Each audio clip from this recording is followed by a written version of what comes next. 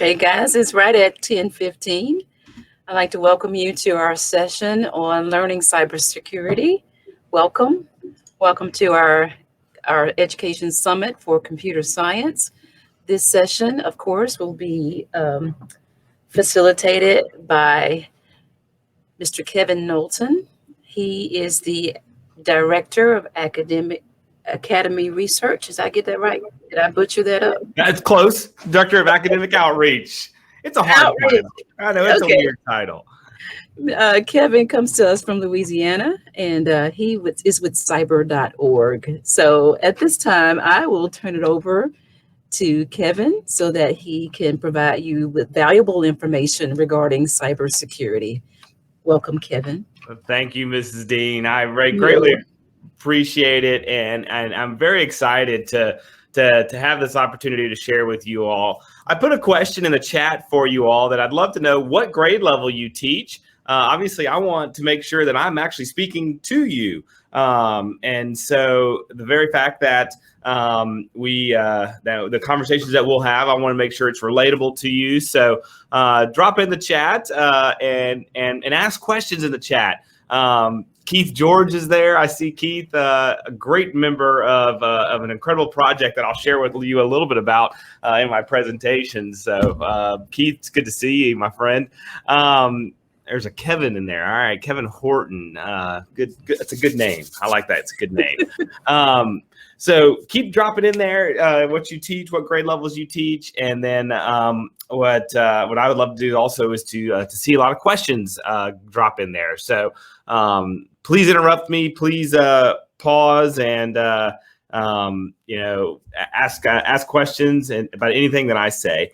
So I want to spend a few minutes before we kind of get into the weeds to talk about who we are as an organization, cyber.org.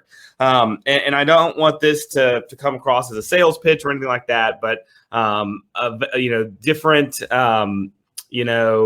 resources that are available to you. So everything I offer is available to you at no cost because it's already been paid for by a federal grant. So I'm going to share my screen. I'm going to run through just a little bit of a PowerPoint with you and talk about what cyber.org does on a day-to-day basis. So we actually have a federal grant from the U.S. Department of Homeland Security and the Cybersecurity and Infrastructure Security Agency to develop questions. I'm looking at questions to develop content and curriculum on cybersecurity. And then we give that away to K-12 educators at no cost. And we also provide professional development to those educators to support that content and curriculum. One of the things that we focus on is ensuring that we take foundational concepts that need to be taught inside the classroom, and we integrate them and tie them into different cybersecurity concepts. So foundational concepts like programming, cyber hygiene, security vulnerabilities, we're baking those into core STEM classrooms, computer science classrooms. And we're seeing a tremendous impact across the country, over 21,000 educators who have access to our content and curriculum, and over 14,000 teachers who have received some kind of training from us. And one of the things that we see in this impact and in some of these results is that, teachers are able to help students better understand cybersecurity career pathways. They're better to help students better understand cybersecurity career and degree opportunities for them. One of the things that we did a pilot study was showing that students who are coming from schools that teach cyber.org's content and curriculum, those schools are sending 4 times as many students into a cyber-based degree program compared to schools who are not using our content and curriculum. And so this effort is really seen as a workforce development model that begins down at the K-12 level. Some of the things that I really am proud of is around the ability to go into any kind of school district, whether that school district is coming or that school is coming from a high socioeconomic area or a low socioeconomic area, we're really able to see an impact made. And in fact, over the last couple of years, 69% of our teachers who have participated in our PD workshops are coming from Title I schools. And so the impact and the model that we use is a cyber interstate kind of model. Many folks have heard the pipeline analogy, right? Well, we have to expand the pipeline. We have to get more students in the pipeline. And so what I'm recommending is you put that pipeline analogy in the trash can, because it's not about what educators do. Educators do not just put students in and hope that they get spit out on the other side. It assumes what you put in is what you're going to get out. What we want to do is we want to build an interstate model that allows students multiple on-ramps and multiple off-ramps as going through their educational career. So on-ramps being K-12, but there's also an off-ramp right after a student graduates high school. So that student can do one of three things. They can go straight into a 4-year program, go into a 2-year program, or they can go straight into the workforce. And so how do we as educators ensure that our students are prepared for each one of those? And I ask each and every one of you, what is your end goal with students? Is it to get them to graduate high school? Is it to get them to pass that test or that end of year course? Is it to get them to pass, second grade, third grade, fourth grade, fifth grade? What is your end goal? And what I always tell my students is that those, graduating high school, passing the test, getting students, to write that research paper or do that math problem, while those are good goals, those are not our end objectives. Our end objective is to ensure that our students are employable. Think about that for a second. Our objective as educators is to ensure that our students are employable whenever they get off of that cyber interstate. So after K-12, what kind of industry-based certifications do they have so that they can then go into a workforce that is in high demand? What is it that they can do to ensure that they have a skill set that they can then pursue further at a 2-year or 4-year degree program? So what we see here is an interstate model that provides students with off-ramps straight into the workforce, but also has on-ramps so that they can ensure that once they go and go into the workforce, that they can come back and ensure that we have that they have an opportunity to expand their industry-based certifications or their content, knowledge, and so forth. This is where we are. I love showing this just from an impact standpoint. We're in all 50 states, 4 U.S. territories.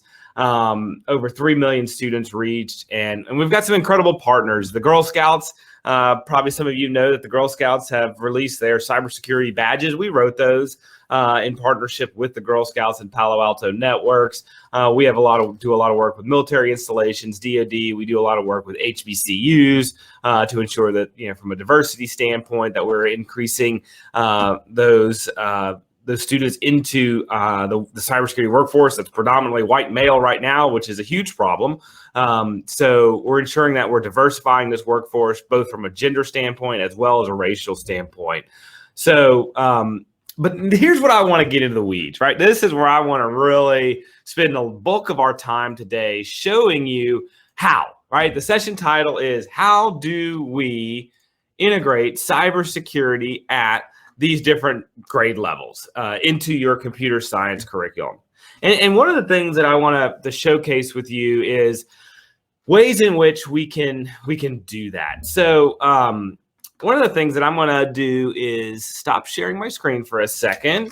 I'm going to fire up our learning management system. So if you have 2 monitors, obviously, if you have 1 monitor, stay focused on this because this will be some good stuff. But if you have 2 monitors, throw another screen up and say, call up cyber.org, www.cyber.org. That's our name and our website. It's kind of convenient.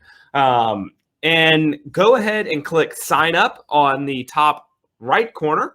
And that sign up button, there's a short form there, fill it out. And then by the end of today, you're going to get access to what I'm about to show you. So what you'll get when you see this, when you get this access, is access to our learning management system. This is a back end of our website where we have all of our courses. And I'm grateful that so many of you have dropped in your grade level. So we truly have a great K-12 representation in the room here today. And so what I want to do is I want to start at the K-5 level.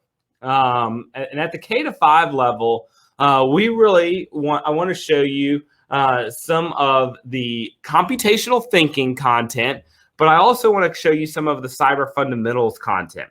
And this K-5 also bleeds into a 6 to 8, especially with the cyber fundamentals section. So there are resources for elementary, middle, and high here. So we do have some Lego resources. So if you have the EV3, here's some curriculum and access. But this right here, the middle school tab, really is more of a K to 8 tab. But this is utilizing the microbit. So we have lessons on the microbit here that really hone in on the different types of functions within the microbit. And when you look at things like this, you really start to hone in on the cybersecurity component. Here's also some cybersecurity content within the microbit. So computer and microbit communications, encryption, radio basics, wireless encryption, wireless packets. These are all cybersecurity lessons that you can utilize within the microbit. So let's do a DDoS attack. So I click microbit here and or the teacher notes here, and you pull up the cyber fundamentals, and here's the teacher notes on the DDoS attack. And so you talk about source code, and you can run that through with your students. There's also a PowerPoint presentation that you get. And one of the neat functions of our content curriculum are the resources that you receive when you get access to this content. So within the microbit, here's an 11-slide PowerPoint that talks about what DDoS, denial of service attack is. You talk about the equipment that you need, and it goes into the steps, and then here's a block of code that you can introduce students to of how, via Python, you can start teaching this content with the microbit. So a great resource there for microbit cybersecurity. Another great component of our curriculum is that we do both plugged and unplugged. So if you don't have the access to the microbits or you don't have access to the content, you have resources like computational thinking that really focuses on teaching and integrating these computational thinking fundamentals and concepts and processes into math relevancy, science relevancy, English language arts relevancy. So we have 3rd, 4th, and 5th grade components that really drive home these fundamentals of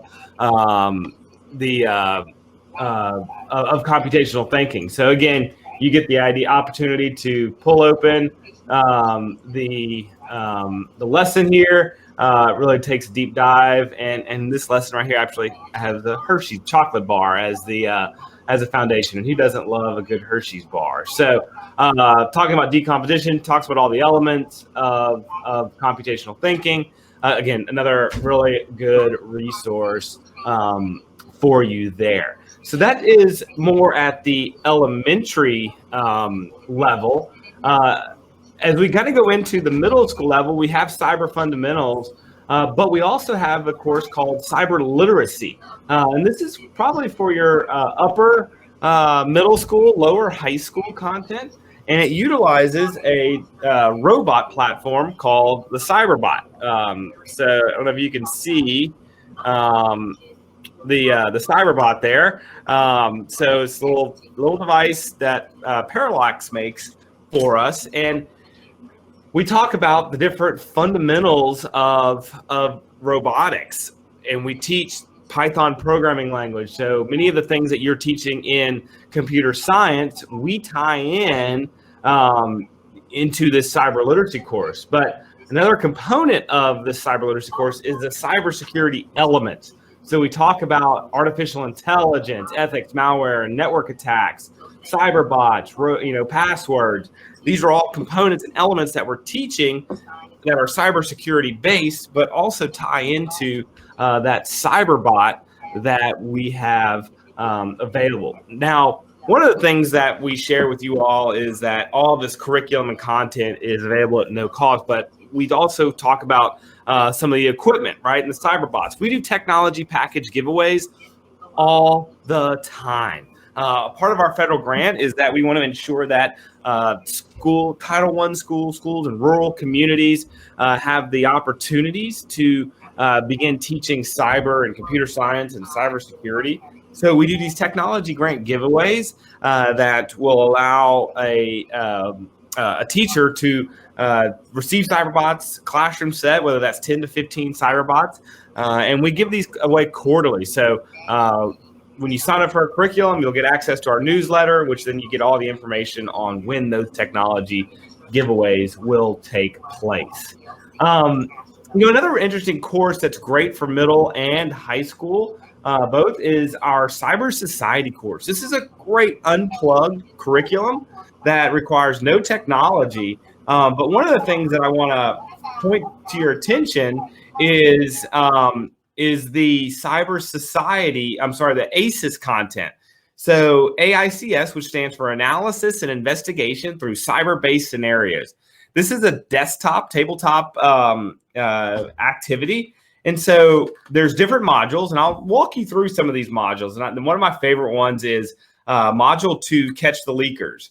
Classified information from the U.S. Department of State has started appearing in the domestic newspapers. Holy cow, that's not good. So what we as educators do is we set up the scenario for students, and we ask the students to tell us the who, what, when, where, why, and how. So we start briefing the students, and on day one, we give students the first briefing packet. So the first briefing packet has a whole list of fictitious news articles. So Canada smuggling Syrian refugees into the U.S. So the NYSERC Post, which is a fake news agency, and there's an article that was written. And so you go in and you just you give all these students these resources, and they have to parcel out what is all of this information, why is this relevant. We have built just a bunch of rabbit holes the students can go down into, and they have to work together as a team. They have to collaborate. They have to problem solve. They have to think critically, and there's a time limit. So you have to, give one person, each a different article, and then they have to present in their group what this article means. So that's just day one. Day two, there's a briefing packet. Day three, day four. And then the last day, they have to, quote unquote, brief the president on what their response should be, the who, what, when, where, why, and how. And so these are just incredible resources that engage students in what I call critical skills, some people call soft skills, around cybersecurity, and that's communications and so forth. So a mechanical bridge opens up during a protest against the police, causing uproar and many injuries. Mechanical failure causes a leak in a hydraulic dam in France. Satellites coming out of orbit. There's a blackout. There's a collapse of a bridge over the Mississippi River that has domestic terrorism concerns. So all of these are just great tabletop activities that allow and engage students in ways to understand and conceptualize cybersecurity. Some other content here that I'll point you to is our industry-based certifications content, and this is more kind of geared towards our high school friends here. So we have IT fundamentals. So we look at CompTIA as the kind of the foundation, of industry-based certification. So IT fundamentals A+. We're currently working on Net Plus. And then we have Security Plus there. But here's IT fundamentals.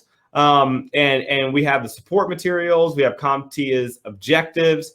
And what the beauty of this content is that it's modular. So any computer science educator can take, one of these lessons and utilize it and bring it into to their classroom. So there are a ton of just individual activities that you can go. There's different labs that you can utilize, and so forth. So this is IT fundamentals. I'll show you cybersecurity, which I also want to spend a little bit of time in. And honestly, this right here is what I think is the golden opportunity for you as computer science educators to begin teaching and introducing cybersecurity into the classroom. So here's the teaching guide, the acceptable use, CompTIA Security Plus information, knowledge units from the CAE side of the house. And so here are the lessons: malware, viruses, phishing, hoaxes, watering hole attacks, buffer overflows, et cetera, et cetera, et cetera. And again, you just kind of go all the way down till you see the bottom there. So one of the things that I'll show you, and we'll just do ransomware as an example. So you get the teacher notes, and this is just kind of helping you as the educator, have an overview of the content. And these are usually typically short teacher notes, which kind of talks about what ransomware is, what crypto malware is, and the defense side of the house. But the true resources in the PowerPoints that you can utilize within your classroom. So and you get the editable documents. So this PowerPoint is 4 slides. So bake it into your existing lesson. Bake it into the computer science lesson. And then there also is a lab opportunity for you. So we actually have a cyber range. We utilize a US cyber range, but this is also range agnostic. So if your school is fortunate enough to have a cyber range that you can utilize within your school, these are great resources that you can use, because all you need is a Kali Linux virtual machine and a Windows 7 virtual machine. And so then it just goes into what is a ransom attack, and what you'll end up doing is you'll demonstrate and utilize the cyber range for a ransomware attack, and to see what it looks like. So again, these lab environments are really great for demonstrating that. Even if you as a teacher just have the cyber range access, you can demonstrate and show your students there. We also have different case studies, quizzes, keys, etc., that you can utilize for this. Now, if you have an LMS, you can also click on files here, and you can batch download. So if you go in here to, files, the different labs, different PowerPoints, you go in and just select, the ones that you want, and you can then turn around and download it. So this cybersecurity course, obviously, the end goal for us is, we would love high school students to get completion with an industry-based certification. However, that's, a lofty goal, specifically if if we're making this into a computer science course. But the very fact that we can ensure that we are transferring knowledge to our students, that to me is a huge win, because ultimately what we're trying to do here is we're trying to introduce students to the cybersecurity careers, right? So here's our website. So as I mentioned, sign up right here. If you already have an account with us, just click log in. But if you don't have an account, click sign up, fill out that short form. One of the things that I want to show you right now is our career exploration tab. So this career exploration tab has all kinds of resources in here, from the nice cybersecurity workforce framework, for the NICS portal that has an interactive skills feature. But what I want to show you here is some of the career profile cards. Now, I'm going to stop. Nope, I just did. There we go. Stop sharing my screen real quick, and I'll show you. We have these career profile cards, and these career profile cards, have different, advice on the back of them. What the job is about, whether it's a degree required, the salary. But what we see here is we have these on our website as well. So students and schools can, students and teachers rather, can go in and take a look at these different job requirements or jobs that are available. And if you click on one of them, here's the job duties, here's the degree required, salary, soft skills. You can download the card, download the poster. And we're working actually towards some of these career profile cards actually having a video. And so this video is 4 minutes, and it has this gentleman. We have a wide range of individuals that are recording videos for us. This one works for General Dynamics and talks about what his career path looked like into getting into him being an information assurance analyst. So this career exploration feature is one of the most valuable tools, I think, in connecting students to connecting students to the cybersecurity workforce. And I remember when I was an educator, and one of the things that I would always do is I would always ask my students, what do you want to be when you grow up? And I got all the answers, right? Doctor, lawyer, veterinarian, police officer. One student always would say, yeah, I want to be Drew Brees. And we're like, yeah, we all want to be Drew Brees, right? But one student raised his hand and said, Mr. Knowlton, how can you expect us to tell you what we want to be when we grow up and we don't know what all the options are? And that was the aha moment for me as an educator to really think about, what am I doing to ensure that my students have an understanding of what all the options are? And something that's even more scary to educators is, what am I doing to ensure that my students have an understanding of what opportunities don't exist today, the jobs of the future that will exist tomorrow. So these are types of things that we really want to get our students to think creatively, to think critically also, but to think creatively, so that they can begin exploring these unknowns. And not to mention, I love giving these to parents because I think if I went home one day and talked to my mom about saying, hey, I want to be a cyber forensics expert or a crypto defense incident responder, I think my parents would have looked at me and gone, I have no idea what those are. Why do you want to do that? Why don't you go be a doctor? Or why don't you go be a lawyer? Or why don't you go do, something that's, a little bit more normal, right? And so we don't want those, our teachers and our parents and our mentors to squash that creativity, to squash that innovation among our students. So we want them to explore these types of jobs. So again, I'll take this as a reminder to ask some questions here. I see Erica asking a question: is it Clever compatible? And I'm not sure. I know what Clever is. So if you could drop that, into the chat, I would be greatly appreciative. So it's a universal sign-on. Okay. So it is with Canvas. I need to check on that. Keith, thanks for jumping in on that. I need to check to see what kind of integration Canvas has. I will explain to you how we utilize, so Canvas is the backend system. I will explain to you how we utilize that system, and it's slightly different. We kind of flip it on its head a little bit.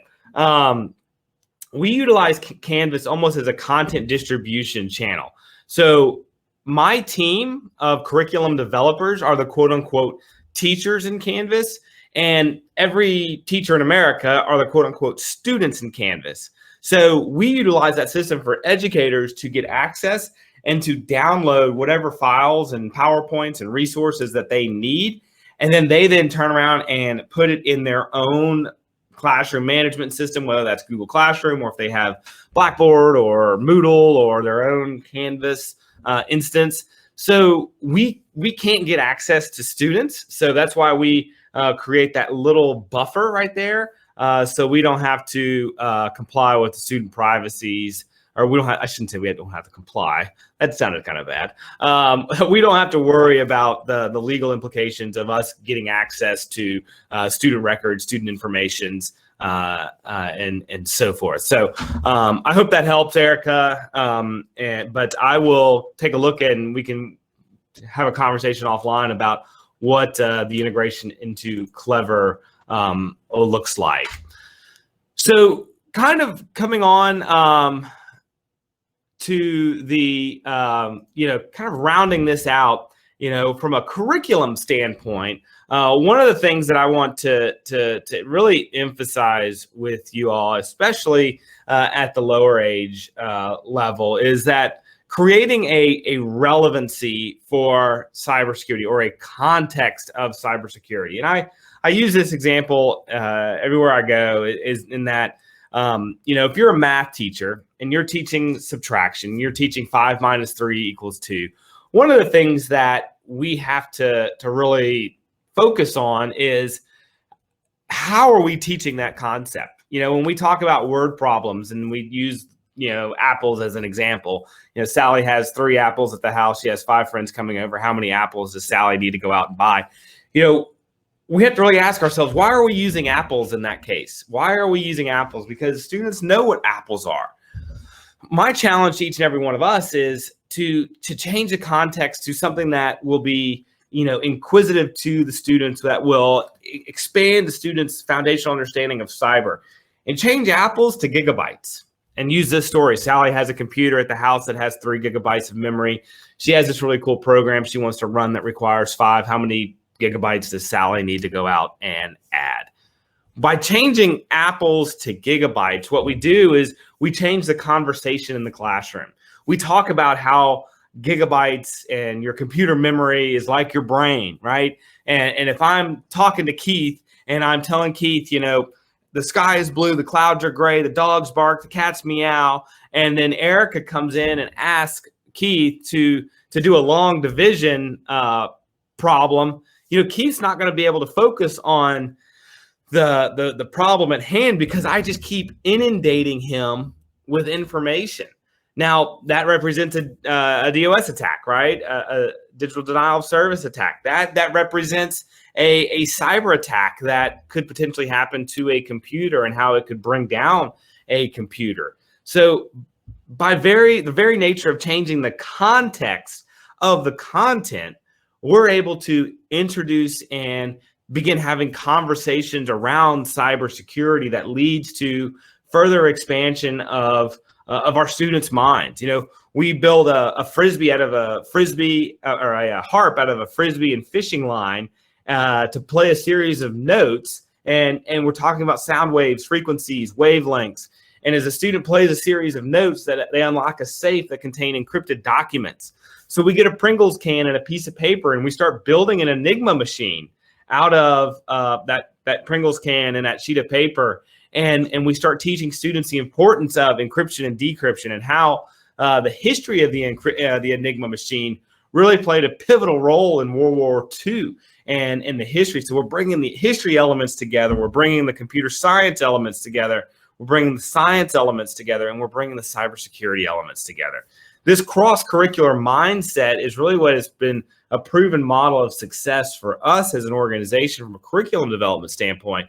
And it provides an engaging environment for students that also introduces all types of students to cybersecurity. And what I mean by all students of cybersecurity, we've got to think about the history of video games, right? And that's I love this case study, in that when you look at the advertising of Nintendo, the advertising of the Segas, the PlayStations, that advertising is really geared towards the male, a male student, and that advertising really has then further created an issue that is, the video game environment are predominantly male driven. And so what we want to ensure is that how we are introducing students to a cybersecurity mindset or cybersecurity knowledge is that we're doing so in an environment that is conducive to learning by all gender, all races, and that is not exclusive to a certain sector of the population. And so by focusing in on core subjects, by focusing in on subjects that students have to take across the board, we really begin teaching and really begin impacting the future workforce for our country. So this right here is the kind of the landscape. You've got the elementary, middle, high school content, as well as the industry-based certification content as well. Now, if I can get my slide to advance, that's going to be a interesting challenge. Technical difficulties there. That's interesting. All right, I'm going to stop sharing real quick.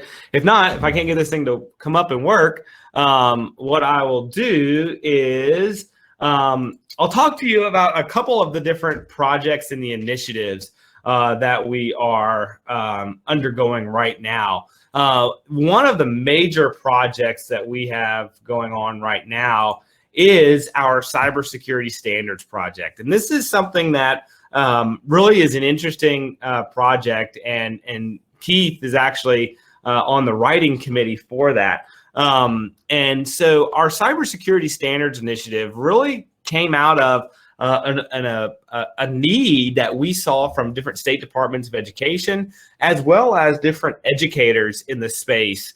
What we saw is that there are very few state models of state-developed cybersecurity standards, none on a national level. And we saw that states are really reinventing the wheel in different ways, shapes, and forms around integrating cybersecurity into their subjects. So our goal with the development of these cybersecurity standards, and we're looking at K-12, and we're looking at two different pathways. One is a foundational awareness. Every student should be cyber literate, right? Whether you're going into the medical field, law, whether you're going into politics, whether you're going into business ownership, cybersecurity plays a role.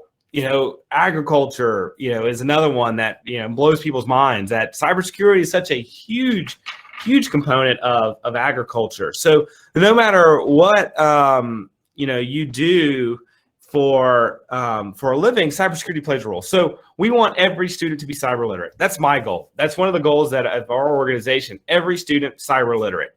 And so what we want to ensure that we have that one pathway, but we also want to have a technical pathway where we are ensuring that students who want to pursue a degree or a career in cybersecurity have the foundational knowledge. So the cybersecurity standards, which will be published in August of this year, really can be utilized in a number of ways.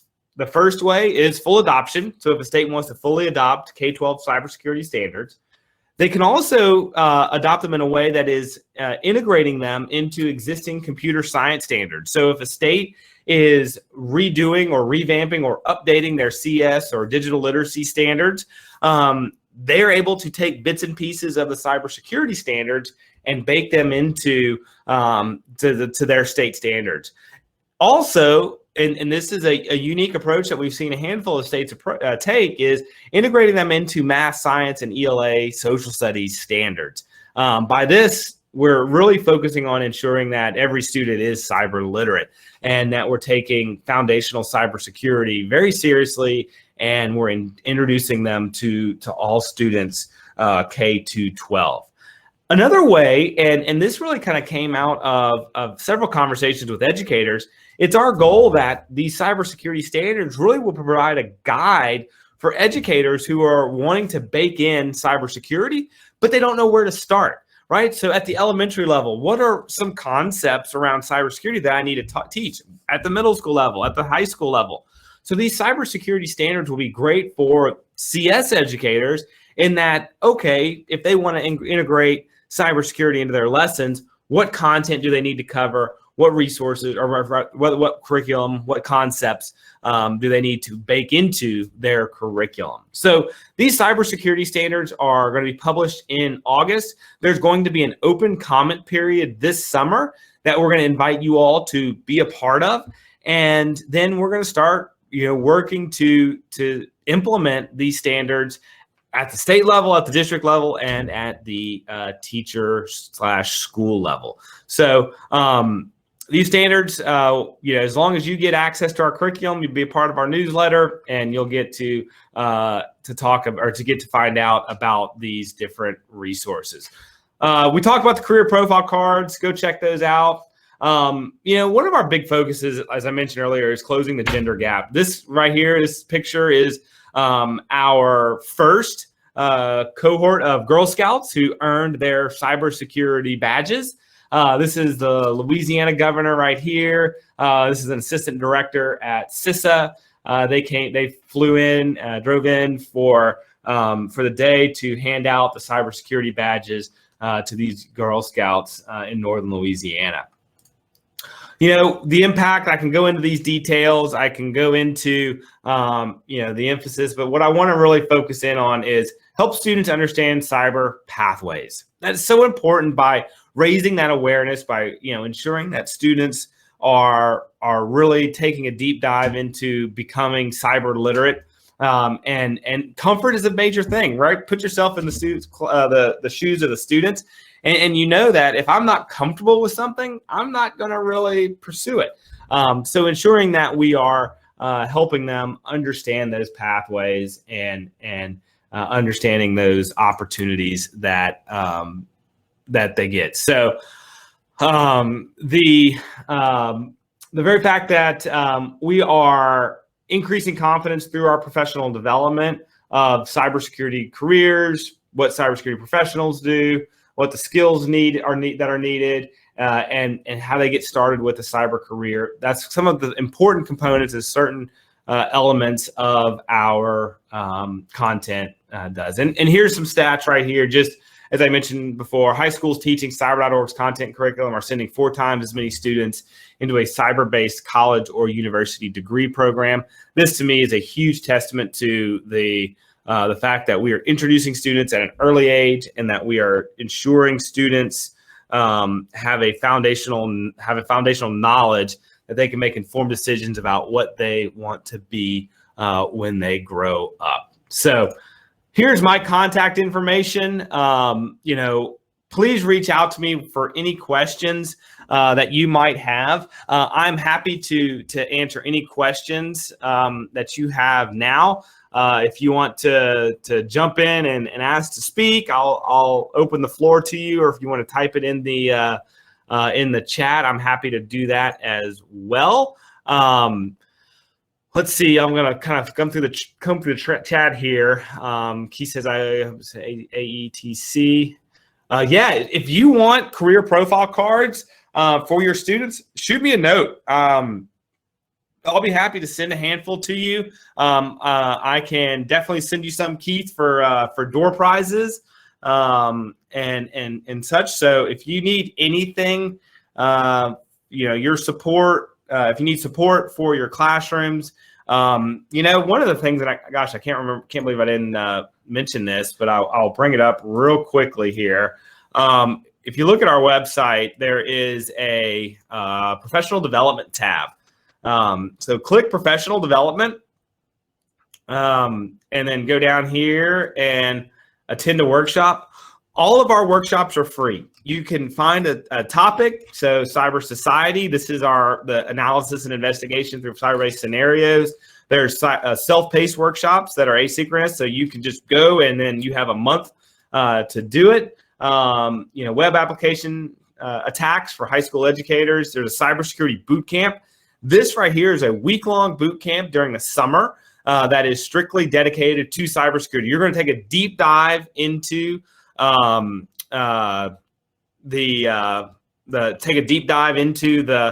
content. So this is our national conference. So go in, sign up, and attend to your heart's content. We love having frequent flyers in our PD workshop. So let's see what Krista says. I'm trying to set up my lab with all software I would need. How would I acquire the VMs you mentioned? So we utilize the US Cyber Range as a resource. So it's a web-based cyber range. So you just log in. But Krista, send me a note. I will connect you to our cyber range team, and they can help get you set up and get you off the races. So shoot me a message. I'll type my email into the chat and copy that, send me an email, and I'll get you hooked up with Dr. Chuck Gardner, who's our director of curriculum, and on the cyber range team, and they can get you access to that range. Now, if you qualify, we can get you access at no cost, but typically that range access comes with just a very small fee. But we can chat offline on that. So Happy to answer any other questions. We are literally an email or a tweet away. If you need anything as far as curriculum, professional development, resources, or someone just to help you through a challenging problem, or brainstorming ways in which we can help build that cyber program out for your school or for your classroom. That's actually one of the most fun parts of our jobs, is building out a cyber program for your school and working with your school to do that. So, any other questions?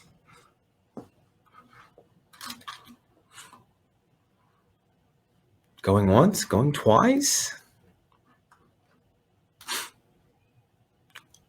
Well, Miss Dean, I think that does it for me. And I can kick it back over to you, and we can give some time back into the day for these folks. Actually, Miss Dean just left. Well, I hope you all enjoy your conference. You have my email address right there. Feel free to shoot me any questions if you have trouble getting access or you missed something. But I hope you all have a great rest of the day. Enjoy this conference. I know I'm going to poke my head into a couple of sessions as well. But thanks to you all, and have a great rest of the day. And we'll talk to you soon. Thank you, guys.